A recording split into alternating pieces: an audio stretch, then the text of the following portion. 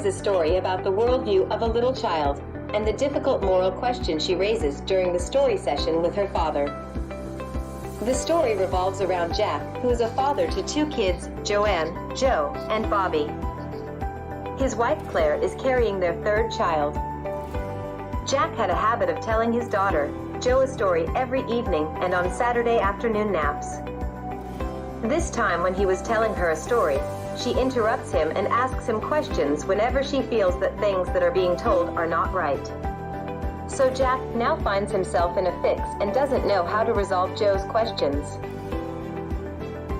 Parents feel that children should do or think exactly what they are told. They should believe whatever they are told by their parents. But is this the right attitude? This moral question is raised by the story and left for the reader to decide what should be done.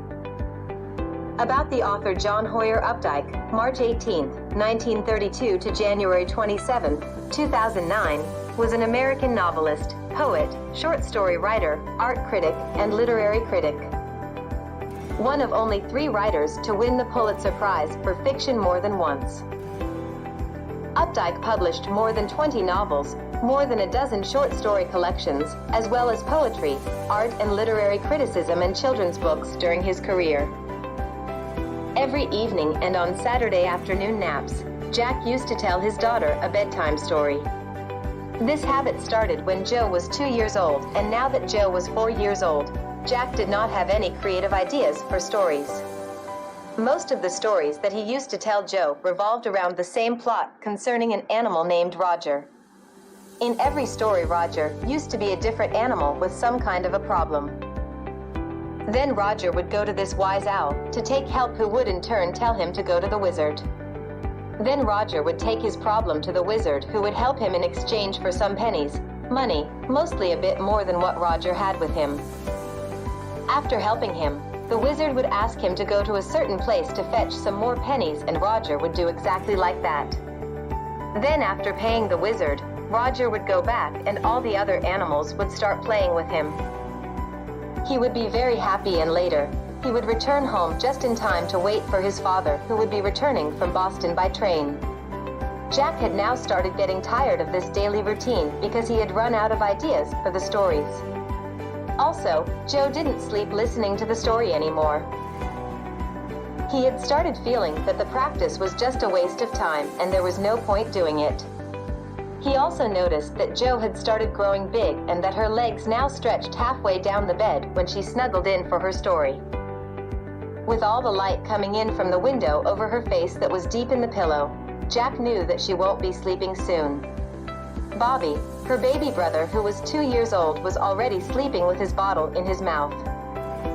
When Jack asked Joe that who should the story be about that day, she thought for a while and replied that she wanted it to be of a skunk. Jack then thought that she must have heard about this animal in nursery school and also got enthusiastic as he had a new hero for his story. Then Jack started the story. The story started with the Roger skunk living in the forest. Jack said that Roger smelled bad. None of the other animals in the forest liked to play with him. All the other animals would start running away whenever he would go out to play.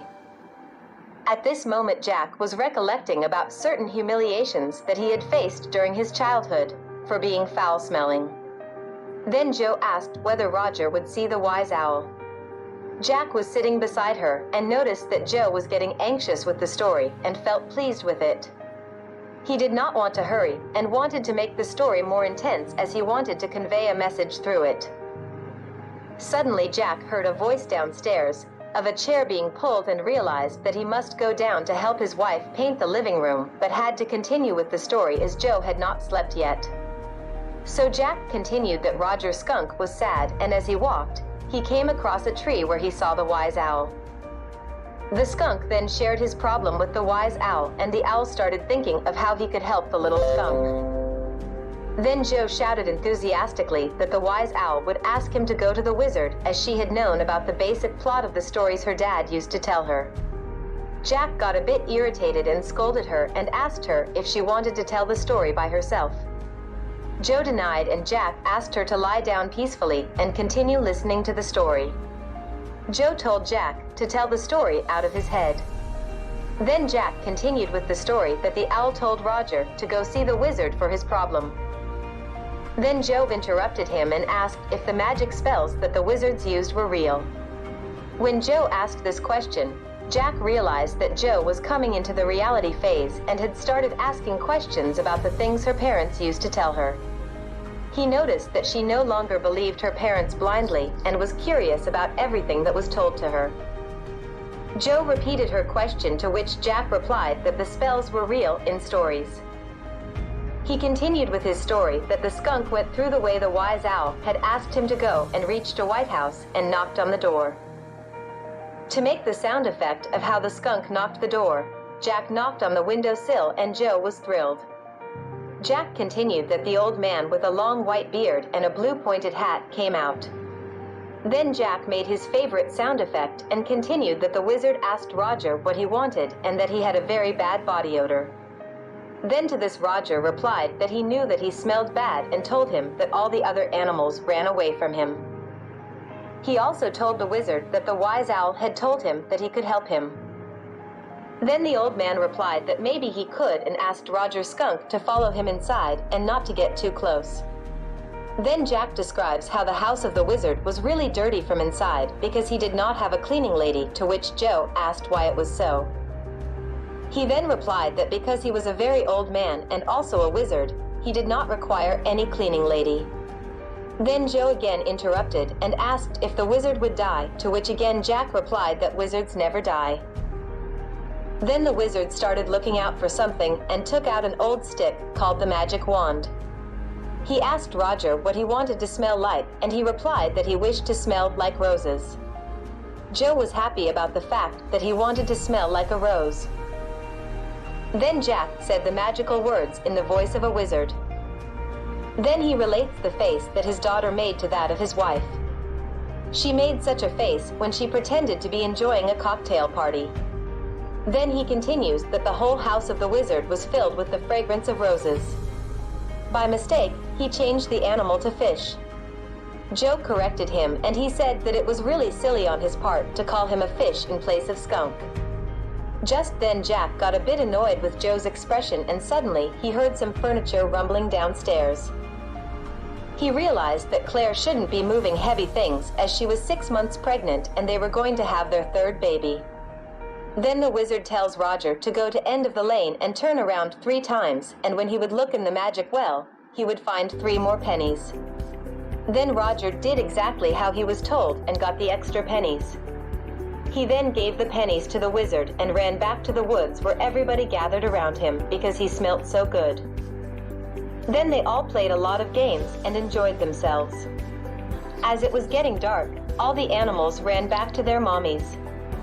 Joe had started getting bored with the story and was more interested in looking out of the window. She thought that the story was over. On the other hand, Jack did not like women who would take things for granted. He liked women who remained engrossed in his talks. Then he again continued the story, asking Joe to be a little attentive to what he said. The mommy skunk asked from where that was awful smell coming from, to which Roger replied that it was him. He added that he smelt like roses. Mommy skunk asked Roger that who had made him smell like that, to which he replied that the wizard had done so. The mommy skunk got angry and ordered Roger to accompany her to the wizard. Roger told his mom that all his friends ran away from him if he smelled bad, to which his mom replied that she didn't care and that he smelled just the way a baby skunk should smell. His mom took out her umbrella and they went to the wizard's house, where when the wizard opened the door and the mommy skunk hit him on his head. Then Joe started imagining her own story about how the wizard would have hit the mommy skunk back and never changed Roger Skunk back. Her father told her that nothing of that sort happened and the wizard changed Roger Skunk back to normal and he did not smell of roses anymore. Another question was about to pop up in little Joe's mind, but Jack stopped her and told her that it was his story and if she wanted him to tell her any more stories, then she should keep quiet. Joe kept on looking at her father with great surprise as she waited for the story to be continued. After some time, when Roger Skunk and his mom were going back home, they heard a woo-oh sound as his father arrived back from Boston. Then all of them had lima beans, celery, liver, and mashed potatoes for dinner and pie oh my for dessert. Later that night, when Roger Skunk was sleeping, Mom Skunk came back. She hugged him and told him that he smelled again like her baby skunk and that she loved him a lot. With this, Jack ended the story, to which Joe again asked that did the other animals run away from Roger Skunk again, and Jack replied no, because they slowly got accustomed to the smell, so they did not feel like running away anymore. When Jack said that eventually everybody started liking Roger Skunk, Joe did not understand the word eventually, as she had heard it for the first time. So she asked what's eventuality, to which Jack told her the meaning. But Joe thought that what Mommy Skunk did was not right and said that what the mother skunk did was stupid, but Jack took it personally and said no, because somewhere he was relating it to himself and defending his own mother. Then Jack told Joe that he wanted her to take a long day nap and adjusted the shades so that no light came in.